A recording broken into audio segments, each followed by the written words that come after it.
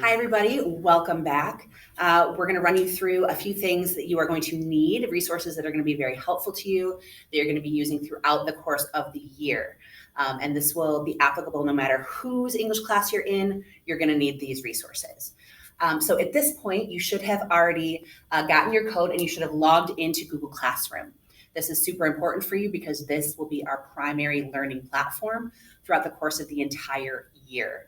And that's probably going to be whether it's English class, math, science, history, your related arts courses. Everybody's going to be using Google Classroom. So make sure that you have that, you've joined those. And pro tip here, make sure that you have your alerts turned on for Google Classroom.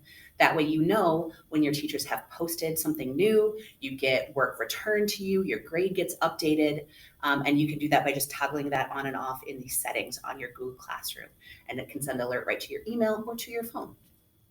The other thing that you are going to need is No Red Ink, right? And No Red Ink is a website that is going to help you learn and develop your skills in some of the grammatical areas of English class that we may not necessarily focus on in the day-to-day workings of class.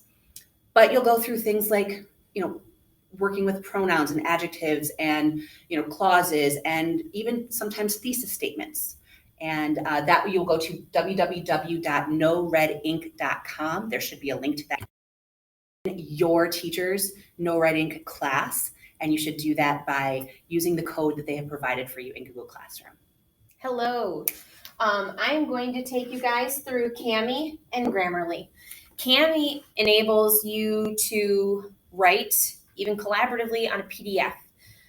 So if any of your teachers share a PDF with you, that doesn't mean that it's just read-only. That means that actually could be an interactive activity.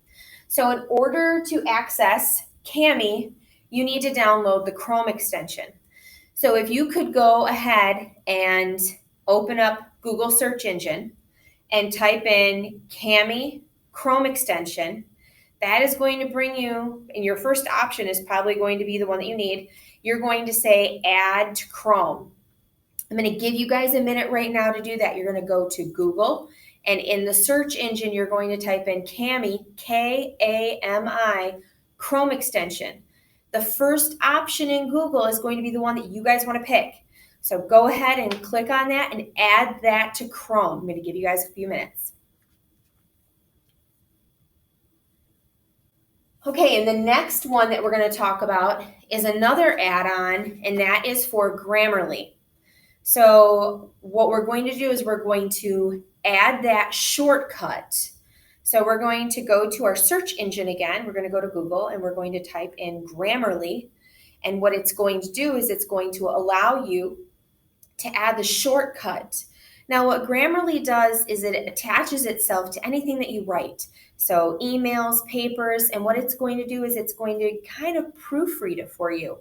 It's going to ask you some questions. Did you really mean to use this word, this version of the word there? Is this the to that you want to use in this sentence?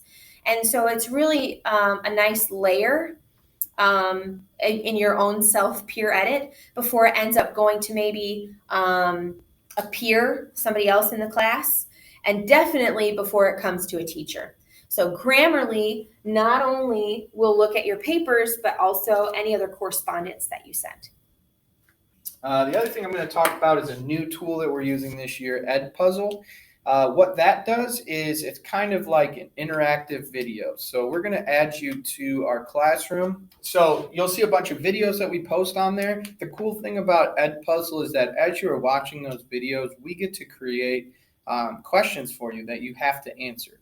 So in order to move forward, you might see a multiple choice question, you might see just a note, or you might see an open-ended question. You have to answer those in order to finish watching the video, and it'll give us a kind of an idea of where you're at with these different things. Like I said, we'll provide a link for that as well, but you will be signing into our classroom. Hopefully that helps. Hope you guys are ready for an awesome school year.